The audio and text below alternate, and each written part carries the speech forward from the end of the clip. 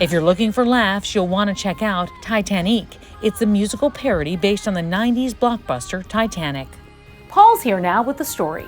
That's right, Tamsin. Marla Mendel and Constantine Marzulli have created the off-Broadway hit Titanic. I sat down with them at Citizen M Hotel to talk about their inspiration for the musical parody.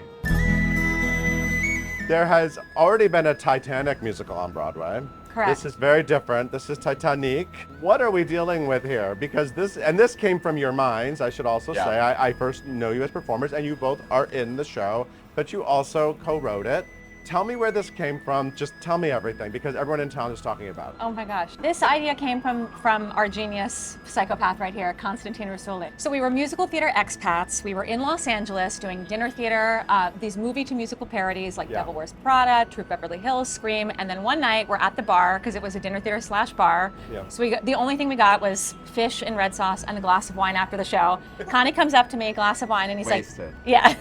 The next musical we're doing should be Titanic with all Celine Dion songs. I'll be Jack Dawson, aka Leonardo DiCaprio, and you'll be Celine Dion.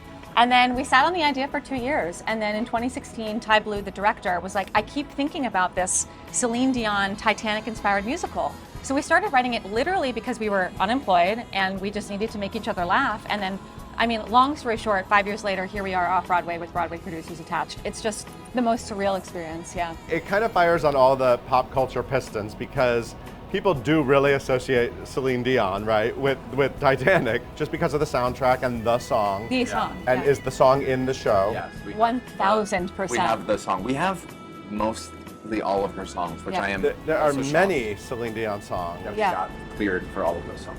And miraculously, it tells the story of Titanic. All of her songs. Give me an example of a Celine Dion song. I drove all night, driving into the iceberg. Taking chances. Everyone is getting on the ship is so excited to start their new life. Little do they know they're about to die. Yeah. To love you more when they're on the bow of the ship, when she's like, I'm flying. Jack. It suits itself for a musical.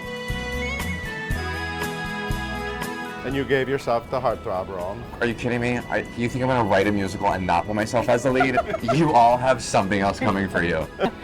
He had to convince me. He was like, you're going to be Celine. I was like, absolutely not. She is my literal icon, diva, legend. I grew up belting my face off. She taught me how to sing. So I was like, there is no chance in hell that I can play the greatest singer of all time. And then he was like, no, you're just going to do it. I was like, okay, fine, but I'm not going to like it. And I literally kicked and screamed through the writing process, through doing the initial readings. I was like, I don't know, you guys, maybe we shouldn't do this. And we just started doing more and more readings in Los Angeles, literally for fun and to make people laugh. And then I was like, is this actually funny or is it just LA funny? Right. Let's take it to New York and see who the real critics are. So does Celine Dion know you two exist?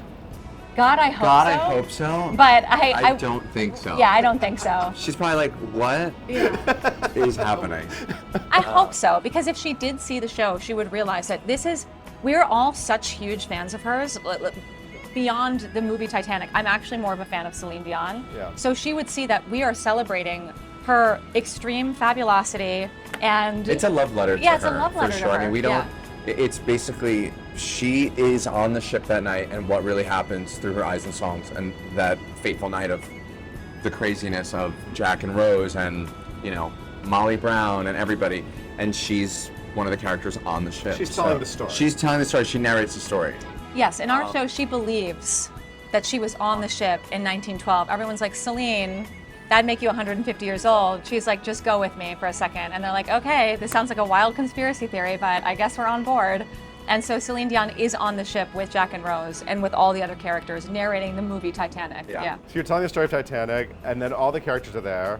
But then there's also like Victor Garber is a character and Kathy Bates is a character. Yeah. So it's a little bit of a. We play on a lot of pop culture and a lot of just like new age humor, especially that's out right now, which is lovely because it brings it to a different level.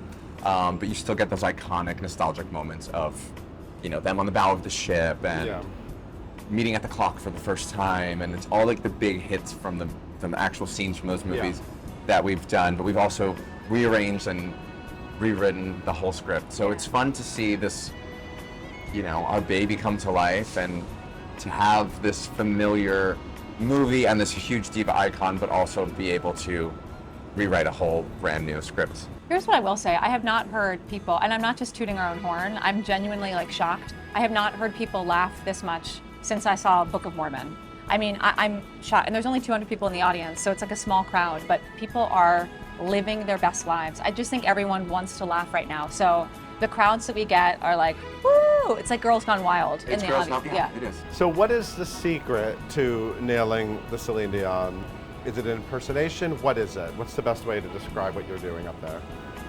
The secret is pretending like you're smelling a fart. That is the secret.